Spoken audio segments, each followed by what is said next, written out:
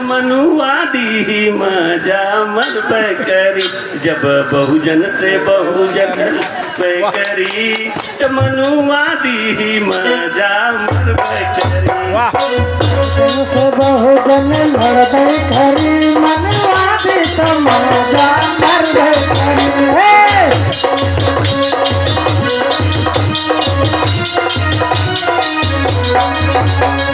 बहुजन से बहुजन लड़बे करी बहुजन से बहुजन लड़बे करी मनुवादी मजा मर करी।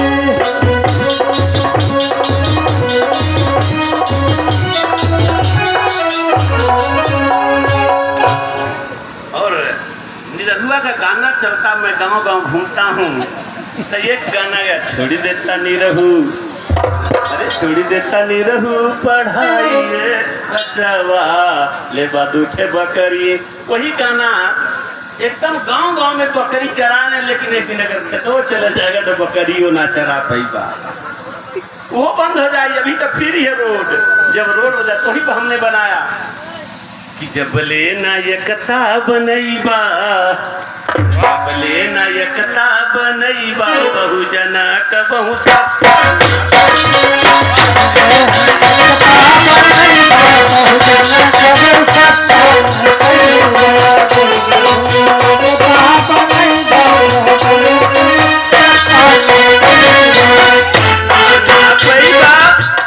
अरे सत्ता न पैबा, सत्ता न पैबा, सत्ता न पैबा, सत्ता न पैबा, सत्ता न पैबा, सत्ता न पैबा। जब ले नायकता बनईबा बहुजना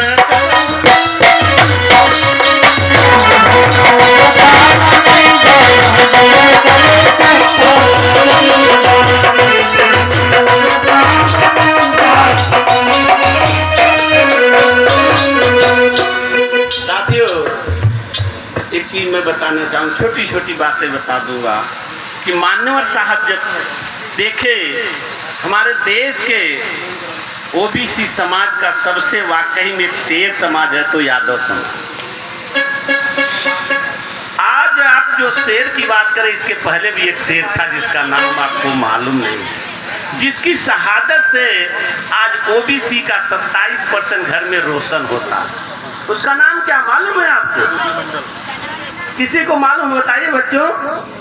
अरे भाई आपको तो गाना इतना मालूम होगा पूछो नहीं। जिसका नाम है बीपी मंडल, बिंदेश्वरी प्रसाद मंडल, जिसे यादव कहते। बिंदेश्वरी प्रसाद मंडल। अंबेडकर साहब, जब लोग कहते हैं अंबेडकर साहब किया क्या हमारे लिए, जब ये बात ओबीसी का कोई कहता है तो दिल में छेद हो जाता है। अंबेडकर साहब महिलाओं के रिजर्वेशन के लिए इस्तीफा नहीं दिए थे भाइयों। उन्होंने कहा जिस ओबीसी समाज ने मुझे यहाँ तक लाया, मुझे पढ़ने के लिए विदेश भेजा, मुझे शिक्षा के लिए दिया, साहू जी महाराज साय जी राय गए एक बार, ऐसे समाज के साथ मैं गद्दारी नहीं कर सकता। संसद में उन्होंने रखा कि मेरे ओबीसी समाज का निर्माण कर दो। 1948 में जब निर्माण हुआ तो बिहार के चंदापुरी बीपी मंडल आए अंबेडकर साहब के साथ मिले। साहब अगर ओबीसी समाज नहीं लेता है लेकिन आप संविधान में दीजिए, मैं आपको जरूर वादा करता हूं कि जगाऊंगा, काम करूंगा, इस रिजर्वेशन को ले लूंगा।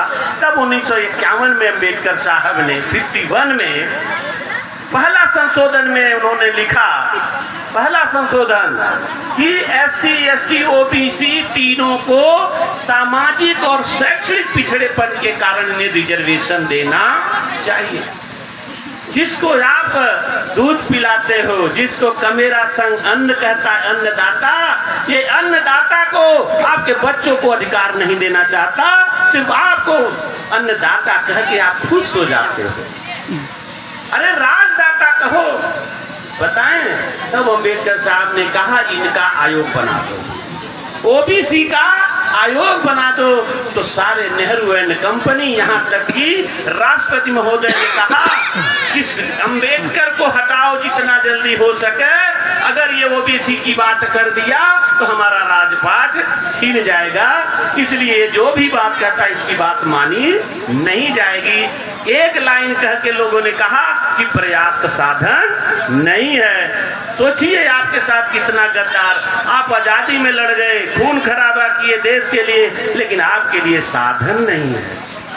कितना दुर्भाग्य है। तो अंबेडकर साहब ने जब कहा तो उनको इस्तीफा दिए कि अगर मेरा भाई को रिजर्वेशन ओबीसी को नहीं दिया जाएगा तो मैं इस संसद में रहने के लायक नहीं हूँ, और हमारी महिलाओं को रिजर्वेशन नहीं, उनको मान सम्मान स्वाभिमान नहीं दिया जाएगा तो मैं इस संसद में रहने के लायक नहीं हूँ। तब उन्होंने महिला कोड बिल लागू किया करपत्री ब्राह्मण के द्वारा, लेकिन आपका अधिकार नहीं लागू हुआ और काका कालेलकर रिपोर्ट बना के रख दिया गया, और वही रिपोर्ट को बीपी मंडल ने लेकर के सारे देश में घूमे।